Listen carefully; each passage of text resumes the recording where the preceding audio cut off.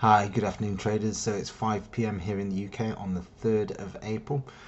What is meant to be a steady week this week based around major news announcements means that we're going to have a pretty quiet week trading. Although just because it's going to be a quiet week trading doesn't mean that we won't be trading. We sent out a trade alert yesterday evening, which was to add into a current position we're running, which we'll cover that in a moment, which was pound CAD. But I just want to have a quick look at the dollar index and then just through a couple of markets, just so you can get a little overview of what we're looking at. Okay, so predominantly, if we look at the dollar index, you can see that the market failed at 90.35. That's this blue horizontal line here. And it also failed at 88.50, which you can see it's had 4 attempts. So now we've been stuck in a little box range between 90.5 and 88.5.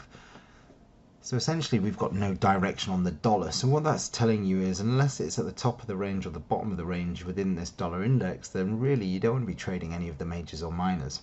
However, there is one market we've been focused on primarily, which was Canadian dollar, for more of a, not just a short term, but mid-term move based on commitment of traders and extremes across multiple pairs. So which one will we be focusing on? Well, last week we looked at cable for trading opportunities, and I'm just going to show you this now. We still have a bearish sentiment on cable with the head and shoulders formation, a break of the neckline, a test and a sell-off, and we're still looking for the market to drop somewhere into this sort of region, 139s anyway. But we need to see confirmation before that.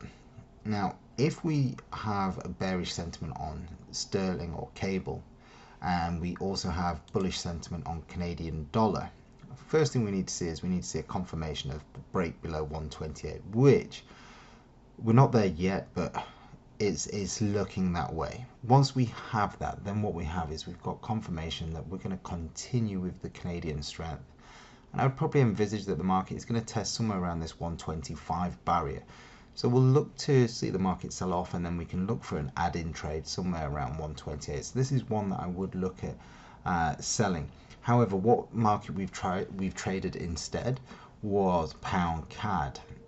There was other setups. We could have looked at Euro CAD as well.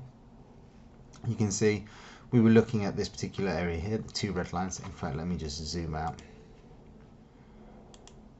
So what we saw was significant area through here, and how did the market react at this period of time? You see that this zone has been a significant area for Euro CAD going back in the past, and then what we've seen is we've seen this consolidation here.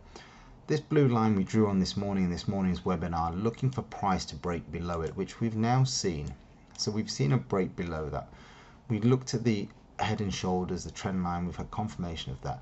We wanted to see last week's low broken, which has happened. So now how can we look at trading this opportunity? Well, what would make sense here is if we get a close below this level, I'm just going to lose this. If we get a close below this level, then I'm going to look for price to rally back into this zone here. That would be my preference. I want to see price come back into this zone. See if we get any sort of fib overlap with, oops.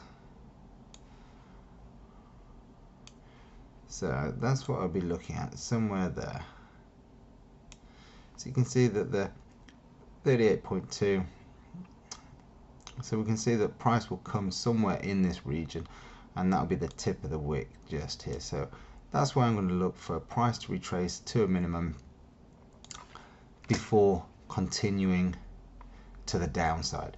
So we've had the move, now it's a matter of waiting for that retracement, and then we'll be looking at taking a short trade somewhere in here. So you know, you can short with PA, just put a little note on the screen what you're looking for. You can put an alert there. We use an app called Call Levels. It just tends to be a little bit more reliable than using server software for signals. So looking for short with PA from in and around 158.50. The trade that we took was pound CAD, and this one has been moving really well. You see our first trade, which is here, which is showing current open profit of about 3.3%. We're looking to run this down into this region here. Now, you'll see that the market came down and it's tested and it's rejecting these previous cycle highs. So this is an area you'd probably want to be looking at taking some sort of profit. We break this down. If you have a look at the last move, you'll probably find we've come into a little fib extension zone. There's your 1272, previous cycle high. Nice place to be taking some money. It's going to be roughly about 2% as well on. Let's just have a look what oops. So yeah, it's going to be about 1.82% there or thereabouts. Plus we got about 3.3 on the initial trade here. So if all trades go to plan, we've got 5 on the first one and just short of 4 on the second one. So it'll be a 9% trade, and then we'll be looking at 117.850 area for the market to stop and reverse, and then we're looking for those long term, not long term, but we're looking for that next long trade, which if we go up to the weekly, you'll see this is what we're potentially looking for. I'll just move those so you can. So we're seeing the weekly candle, shooting star off the trend line playing out. Now the question is, are we going to see it reject these previous cycle highs, or are we going to see it come all the way down here? Well, time will tell. So we're going to be banking some money regardless at this point here, and then it'll be a matter of watching for price action and the market to change cyclical patterns on a smaller time frame before we look at trading long, or we'll look for a break and retest and then we'll continue to trade it short. So that's looking rather nice for pound CAD.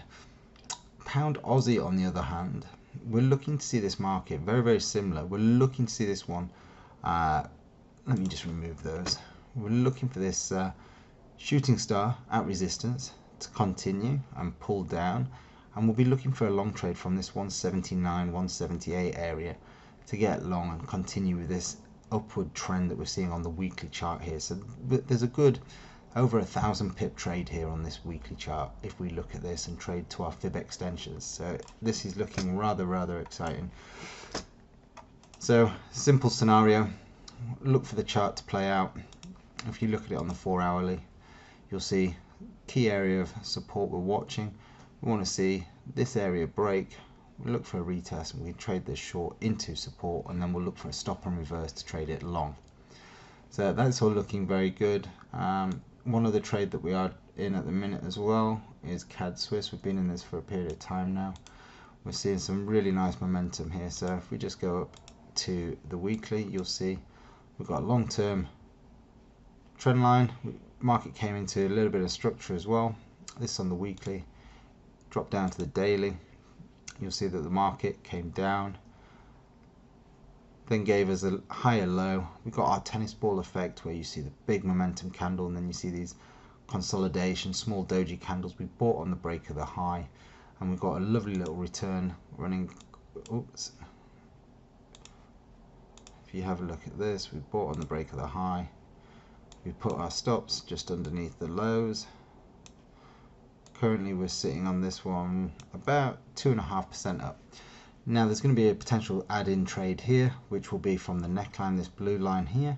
So that's if the market does come back. If it comes back, then we'll be looking to get long in around 74.30, and we'll run this up towards 79. So there's 470 points available just on that next leg up there.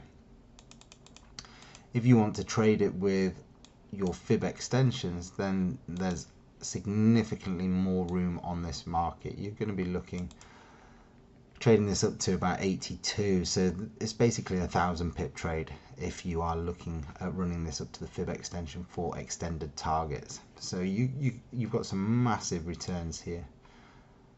Just on that trade is 11%. If you can get in on the add-in, you're talking over a whole year's returns based on this potential move. You could get 20% easily just on 2 trades there. Okay, anything else we're looking at right now? CAD yen was one we were in, but I closed that down because the yen was bothering me. But I'll show you that so you can see how we were looking at trading this opportunity. So again, another clear significant level. You can see we've got multiple tests at the same point, and then what we did was bought the first higher here, this market, if we pull in here, you'll see we've got a nice bit of divergence. So it shows that I make some wrong mistakes. So I chose to kill this one with a slight bit of profit. But what we've seen is the market continued to push up. So this is currently, for those that stayed in the trade, they're sitting at 1.8% up on this. I think I finished up with about 20 pips, if I'm brutally honest. So no major gain on this particular market, which is a little bit frustrating. But you have to make educated assessment at the time, and for me, I thought there was better money spent elsewhere.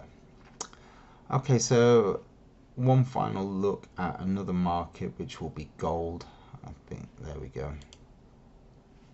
So gold, you can see gold is in a little bit of a range right now, and there's nothing really that you should be doing with this market until it either comes down to 1310 or 1360. So they're your two markers. Until you get to either one of those, don't even try and trade it, because when something's in the middle, you've got a good chance of it going either way. And when you think about that, you've got to think that, where would you rather put your money? Right now, you're probably trading with smaller accounts and are maybe a little bit too aggressive for your own need, and halting your actual account growth by placing too many trades. Just remember, the objective of trading is not to trade. The objective of trading is to grow your account, is to make money. So think where best you can make money and wait for those prime opportunities. The people that have been with us now coming up 6 months are seeing how patience really does pay off. And if you're struggling with patience and you're struggling with making gains, then first thing I'd say is don't waste any time. Come to the website www.tradeandtrain.com, go to join our trading club, subscribe. It's £99 per month, which is less than one coffee a day, and just in today's trade alone, you'd have paid for the month or next couple of months just by that one trade. And if you think about it, our week is done now. We don't need to do anything else, but we will actively look. Why? Because you don't know when the next opportunity is going to come. So first thing I'm going to say to you guys is, if you like our content, please let us know. And the best way you can let us know is by hitting the like button, pressing subscribe, sharing with any other fellow traders, and leave a comment below on any chart. What charts you want us to look at. Do you find the information useful? What areas of trading are you struggling with? What would make your life easier? What type of video do you want to see? And we'll be happy to help. Okay guys, have a great trading day. Remember, this week is full of news, so don't get sucked into placing any trades. Alright, see you later. Bye bye.